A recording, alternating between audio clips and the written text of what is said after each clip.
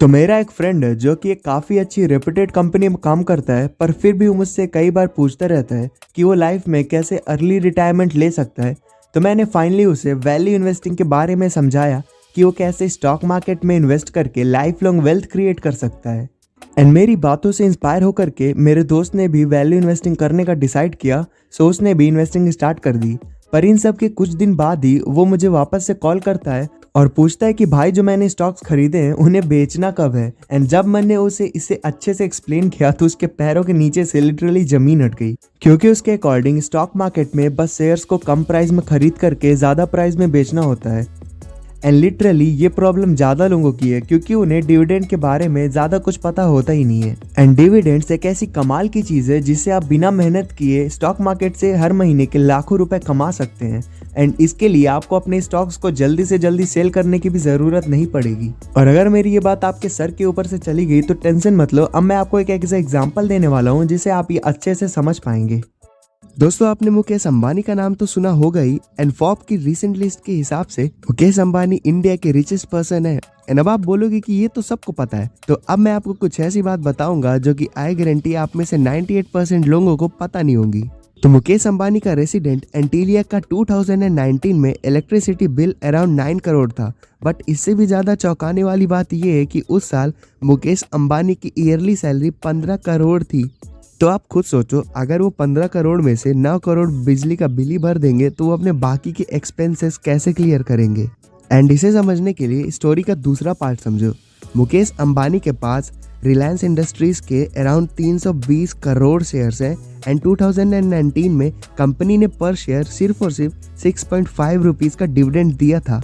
मतलब मुकेश अंबानी ने केवल डिविडेंड से ही 1900 करोड़ से भी ज्यादा की अर्निंग की थी। एंड ये है अमीरों का असली राज।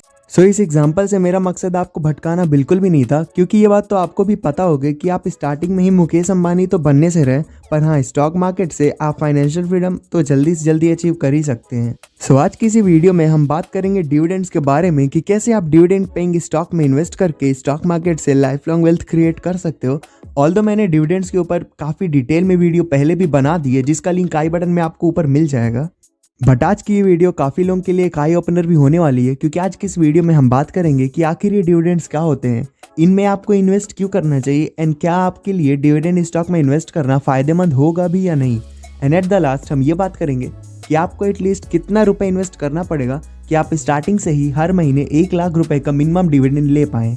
सो वीडियो को बिना स्किप किए लास्ट तक देखना, क्योंकि अगर आप स्किप करके देखोगे तो आप अपना लॉस करवा बैठोगे। एंड आई गारंटीड इट, क्योंकि half knowledge is dangerous because it is half. So hey guys, welcome back to incognito investor. मेरा नाम है Yuvraj and without any further delay let's start the video. तो सबसे पहले शुरुआत करते हैं ये जानने से कि आखिर ये डिविडेंड्स होते क्या है। तो अपनी लास्ट वीडियो में हमने डिविडेंड को काफ़ी बढ़िया तरीके से एक्सप्लेन किया था। एंड इस वीडियो में हमारा मेन मोटिव ये रहेगा कि आप डिविडेंड से कैसे एक पैसिव इनकम जनरेट कर सकते हैं। बट फिर भी न्यू ईयर्स के लिए हम इसकी डिफिनेशन को जल्दी से समझ लेते हैं। तो इमेजिन करो एक कंपनी है ABC प्राइवेट लिमिटेड। एंड वो कंपनी क्योंकि अब काफ़ी ज़्यादा ग्रो हो चुकी है, तो उसमें अब उतना ज़्यादा ग्रो होने का पोटेंशियल रहा नहीं। पर शेयर होल्डर भी क्योंकि कंपनी के छोटे ही सही पर एक ओनर ज़रूर है, तो कंपनी अपने प्रॉफिट का एक हिस्सा अपने शेयर होल्डर्स को अब देती है, जिसे कि हम डिविडेंड्स बोलते हैं। एंड अगर आपको इनके बारे में और अच्छे से जानना है तो आई बटन में क्लिक करके ये वीडियो ज़रूर देखना। ऑल्दो आप लोगों ने पावर ऑफ डिविडेंड के ऊपर काफ़ी ज़्यादा एग्जाम्पल सुन रखे होंगे, पर अभी मैं आपको एक एग्जाम्पल दूंगा जिससे आप एज अ मिडिल क्लास इससे ज़्यादा अच्छे से रिलेट कर पाएंगे। तो हुआ कुछ ऐसा कि एक इन्वेस्टर ने ट्वीट करके बताया कि उन्होंने 2004 में ITC कंपनी के 1000 शेयर्स बाय किए थे। And multiple bonus share and stock split के कारण अब उनके शेयर 1000 से बढ़ करके 45,000 हो गए हैं। तो अगर हम इस इन्वेस्टर की कही हुई बातों पे ध्यान दें तो जब इन्होंने 2004 में 1000 शेयर बाय किए थे, उस टाइम पे ITC का पर शेयर प्राइस था 1000 रुपए। मतलब इन्होंने 10 लाख रुपए का लमसम इन्वेस्टमेंट किया था। एंड ये रहा ITC का 2004 से लेके अब तक का स्प्लिट चार्ट, जिससे आप इनकी बातों को और अच्छे से समझ पा रहे होंगे। So getting back to the topic, and last time ITC ने अपने पर शेयर पे 10.15 रुपीज का डिविडेंड दिया था। मतलब अगर हम कैलकुलेट करें तो 45,000 इंटू 10.15 मतलब 4 लाख रुपए का तो इन्हें बस डिविडेंड मिला था। एंड अगर हम इनके टोटल इन्वेस्टमेंट की बात करें तो अभी के टाइम पे ITC का शेयर प्राइस है 205 रुपीज, यानी कि 45,000 इंटू 205 92,25,000 और ये अप्रॉक्सीमेटली 15% का एनुअल कंपाउंड इंटरेस्ट है। तो इस एग्जाम्पल को देखने के बाद आपको ये चीज़ तो क्लियर हो गई होगी कि आपको डिविडेंड इन्वेस्टिंग क्यों स्टार्ट करनी चाहिए।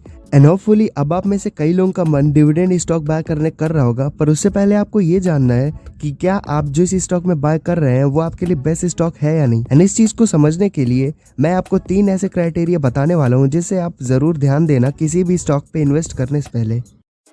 द क्राइटेरिया नंबर 1 इज कि अगर आप एक लॉन्ग टर्म कंपनी चूज कर रहे हैं जिससे आपको डिविडेंड के थ्रू फ्यूचर में काफी अच्छी पैसिव इनकम होगी, तो आप सबसे पहले उस कंपनी के प्रमोटर्स के ऊपर ध्यान देना।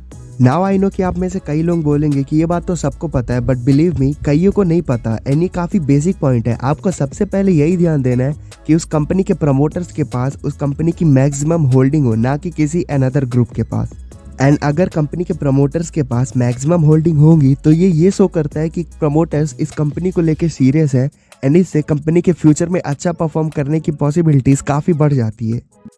तो अब बढ़ते हैं सेकंड क्राइटेरिया या फिर पॉइंट की ओर। एंड इस पॉइंट को ध्यान से सुनना क्योंकि अगर वीडियो स्किप करके देखोगे तो बिल्कुल समझ नहीं आने वाला। So the rule is for safe and best play always choose a common company because common companies are the one who gives best uncommon profits.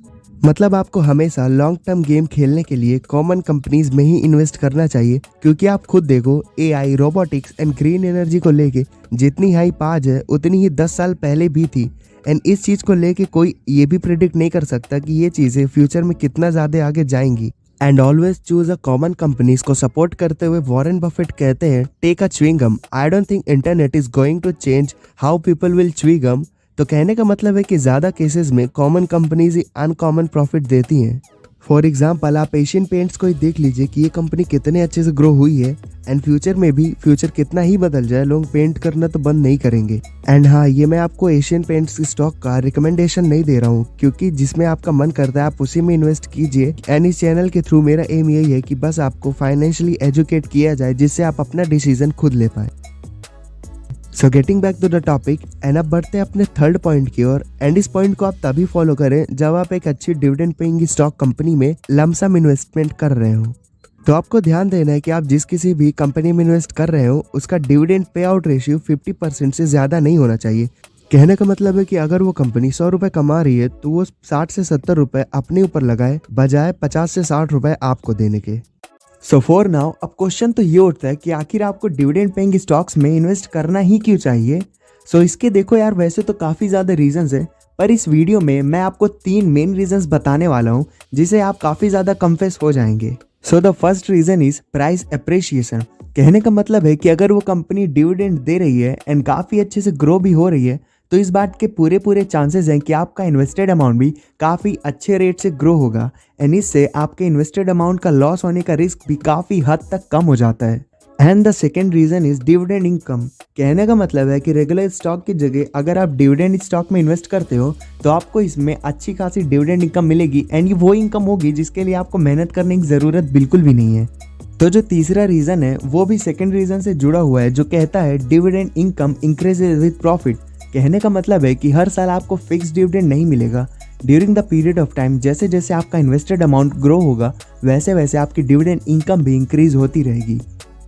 तो अब आते हैं अपने सबसे मेन सवाल की ओर कि अगर आपको महीने का 1 लाख रुपए डिविडेंड पे चाहिए तो आपको एटलीस्ट कितना रुपए इन्वेस्ट करना होगा। तो देखो यार, ये तो वैसे पूरी तरह से डिपेंड करता है डिविडेंड यील्ड के ऊपर, पर अगर हम ऑन एन एवरेज 5 to 6% का डिविडेंड यील्ड लेके चलें तो आपको मिनिमम 20 to 22 लाख के बीच में ही इन्वेस्ट करना होगा, जिससे कि आप महीने का 1 लाख का डिविडेंड ले सकते हैं। सो होप करता हूँ कि इस वीडियो से आप लोगों ने एक पॉजिटिव मैसेज लिया होगा and that was all about the video. बाकी अगर वीडियो पसंद आई होगी तो चैनल को सब्सक्राइब करके बेल नोटिफिकेशन ऑन कर लेना। तो मिलते हैं अगली वीडियो में, तब तक के लिए जय हिंद।